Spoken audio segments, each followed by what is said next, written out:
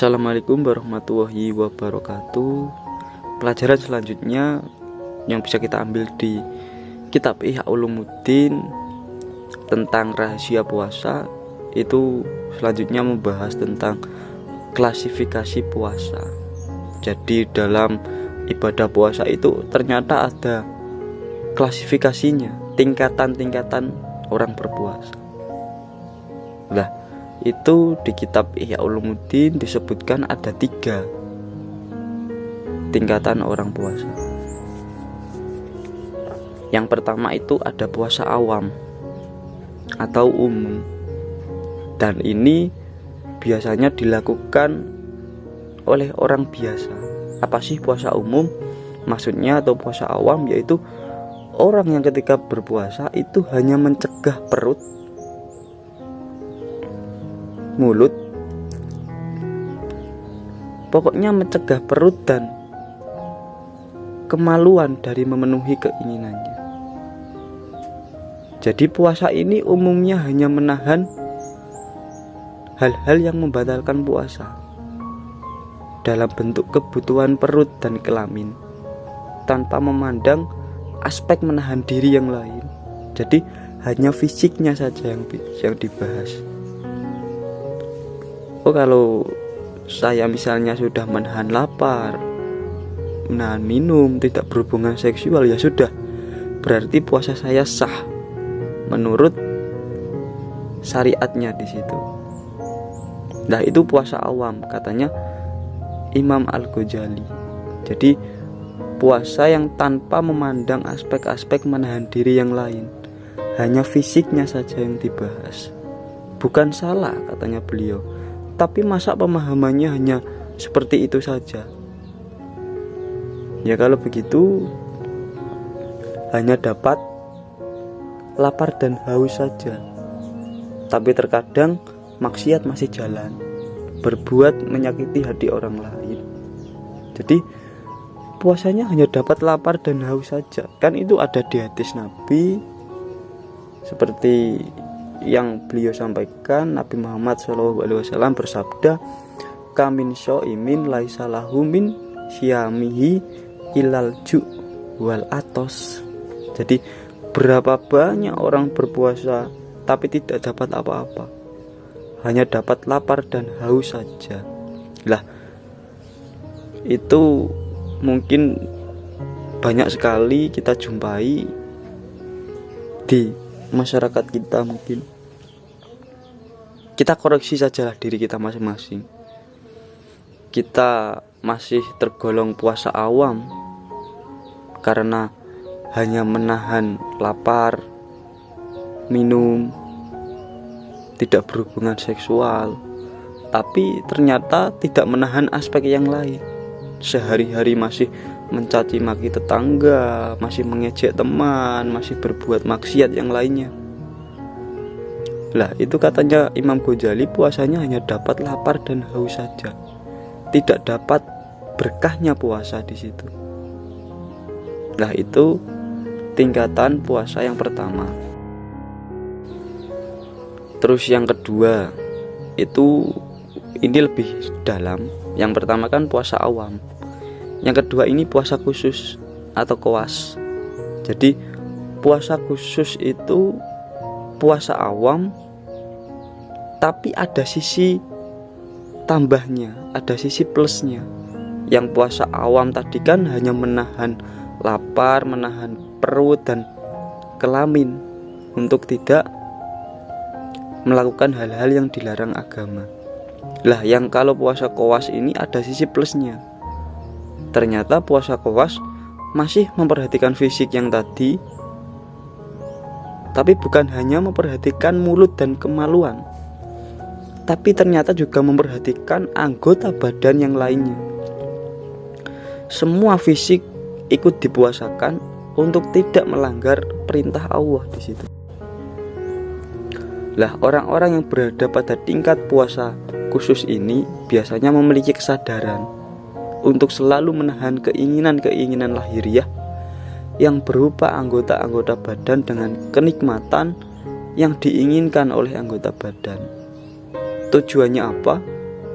yaitu untuk menemukan kenikmatan yang sebenarnya, yakni ketenangan batin. Jadi selain memperhatikan aspek mulut, terus kemaluan, perut, ternyata di puasa khusus juga memperhatikan aspek yang lainnya. Lah, apa sih ciri-ciri dari puasa khusus? Nah, yang pertama itu menjaga mata. Jadi orang yang masuk makom puasa khusus ini adalah, yang pertama katanya Imam Ghazali, harus bisa menjaga mata, atau bahasa lainnya itu mengontrol dari melihat pandangan kepada tiap-tiap yang dicela dan dimakruhkan. Bukan berarti tidak boleh melihat. Perlu dipahami di sini. Mungkin kita teman-teman ketika di jalan melihat cewek yang cantik, perempuan yang cantik jelita. Lah, maknanya di sini mencegah mata itu bukan berarti kita tidak boleh melihat. Tapi bagaimana kita mengendalikan mata itu? Bagaimana kita menundukkan pandangan? Bagaimana kita menahan syahwat kita ketika melihat wanita yang cantik di hadapan kita? Lah, itu ciri-ciri orang yang masuk makom puasa khusus. Jadi mengontrol mata, melihat pandangan, bahkan kalau bisa kan mencegah. Tapi kalau memang kita tidak bisa, kan ya tidak mungkin. Ketika kita misal di jalan, itu kan tidak ada yang tahu. Mungkin kebetulan kita lagi melihat wanita cantik, kan kita tidak bisa mencegahnya. Lah, yang bisa kita lakukan kan satu-satunya jalan kan mengontrol pandangan kita, jangan sampai itu menimbulkan syahwat, menimbulkan hawa nafsu yang buruk di situ. Nah, itu yang pertama. Terus ciri yang kedua itu menjaga lidah. Nah, di puasa awam kan tadi hanya menahan lapar kah istilahnya, dan haus, terus tidak berhubungan seksual, menjaga kelamin. Kalau di puasa khusus itu juga menjaga lidah. Maksudnya apa sih? Menjaga lidah dari perkataan yang sia-sia, misalnya berdusta, mengumpat, berkata-kata keji, kata-kata permusuhan, kata-kata yang mengandung riak dan lain sebagainya. Dan yang paling penting, ketika kita berpuasa, jangan sampai lidah kita itu menyakiti hati orang lain.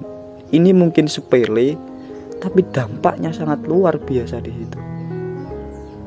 Jadi perlu hati-hati Nah, ini memang sulit untuk masuk makom atau tingkatan puasa khusus atau puasa koas. Karena di situ kita disuruh menahan semua aspek fisik kita. Dari mata, lidah, tidak boleh melakukan hal-hal yang buruk di situ. Terus yang ketiga, tentunya ini mencegah pendengaran, telinga kita, dari mendengarkan segala yang haram dan makruh. Jadi menurut Imam Al-Ghazali, tiap-tiap yang haram diucapkan adalah haram untuk didengarkan. Lah, ini kelihatannya sepele ya, tapi kalau dipahami ini maknanya luar biasa sekali. Jadi kata-katanya beliau, tiap-tiap yang haram ketika diucapkan adalah haram pula untuk didengarkan. Jadi misal ada orang itu membahas keburukan, istilahnya kita mendengarlah dari mulut orang lain. Lah, itu kalau katanya Imam Ghazali itu makruh. Kita mendengarkan itu loh, hukumnya makruh, bahkan bisa jadi haram.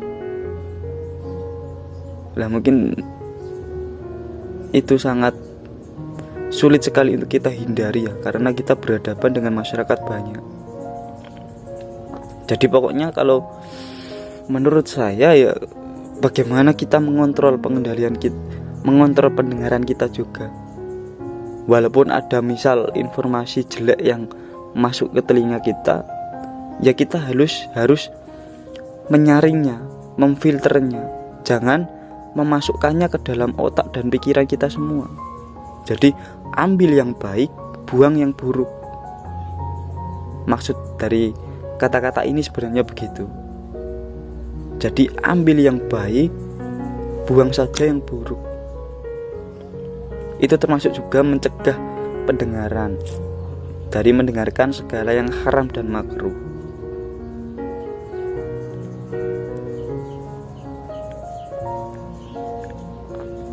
Terus yang keempat, ciri-cirinya itu mencegah anggota-anggota tubuh seperti tangan dan kaki dari segala bentuk maksiat dan dosa. Seperti jangan sampai kita mencuri, kan itu perbuatan-perbuatan tangan yang bisa melakukannya, dan kaki. Jadi puasa khusus ini kita dilatih untuk mengendalikan diri sepenuhnya, mulai dari kepala sampai kaki. Kita tidak boleh melakukan hal-hal yang melanggar perintah Allah di situ. Dan katanya Imam Ghazali yang paling penting itu mencegah perut, maksudnya mencegah perut dari segala hal yang syubhat ketika waktu berbuka. Jadi tidak ada artinya bukannya kalau ketika dari pagi itu menahan lapar, tapi ketika sudah waktunya berbuka, itu makanan apa saja disantap, makanan apa saja dimakan tanpa memperhatikan kondisi dan situasi di situ. Nah, katanya Imam Al-Ghazali, hati-hati, jangan-jangan yang dimakan itu sesuatu hal yang syubhat. Terus yang kelima, ciri-cirinya tidak berlebihan ketika makan dalam waktu berbuka. Lah, katanya Imam Ghazali, bagaimana dapat diperoleh faedah puasa? Memaksakan musuh Allah dan menghancurkan hawa nafsu, namun dikembalikan lagi ketika berbuka. Katanya Imam Ghazali, puasa kan sebagai pengekang setan, menggoda manusia dari syahwat. Lah, syahwat itu kan hanya bisa diperkuat dengan makan dan minum. Lah, kalau kita sudah dari pagi sampai menjelang maghrib itu menahan lapar, tapi ketika berbuka kok kita makannya itu tidak kontrol, atau katakanlah berlebihan di situ. Lah, apa gunanya kita menahan dari pagi sampai malam itu? Kan kalau begitu kita hanya mindah jam makan saja. Yang semula kita makannya pagi, siang, dan malam, itu kita pindah di malam, tapi itu juga 3 kali biasanya. Jadi katanya Imam Ghazali, bagaimana dapat diperoleh faedah puasa ketika memaksakan musuh Allah dan menghancurkan hawa nafsu, namun dikembalikan lagi ketika berbuka.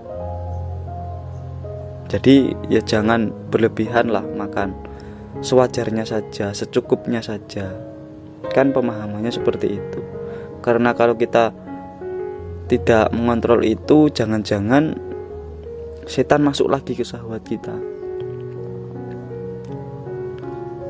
Jadi itu nasihat dari Imam Al-Ghazali. Terus ciri yang keenam, orang yang makomnya itu puasa khusus atau kowas adalah hatinya sesudah berbuka bergantung dan bergoncang antara rojak dan khauf, antara rasa takut dan harapan, karena ia tidak mengetahui apakah puasanya diterima atau ditolak. Jadi orang yang berada di makom khusus ini itu hatinya bergoncang. Sesudah melakukan buka puasa itu hatinya bergoncang antara takut dan harapan. Dia berharap ibadahnya diterima, tapi di sisi lain dia juga takut apakah puasanya ini ditolak ataukah diterima.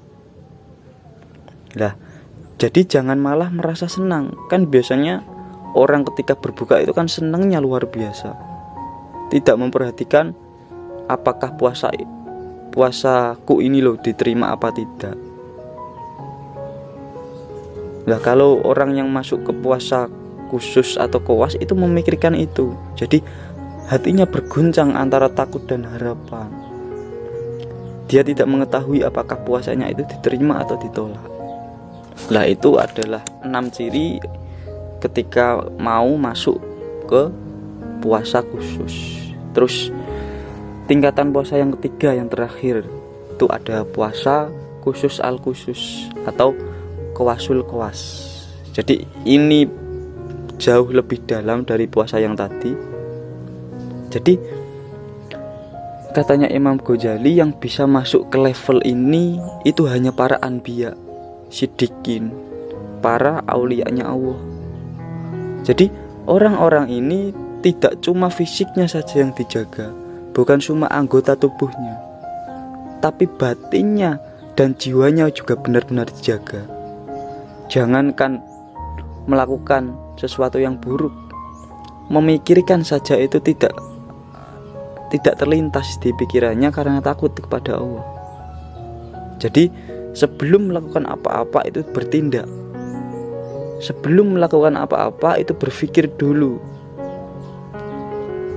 Jadi jangan sampai apa yang dilakukan itu merugikan orang lain.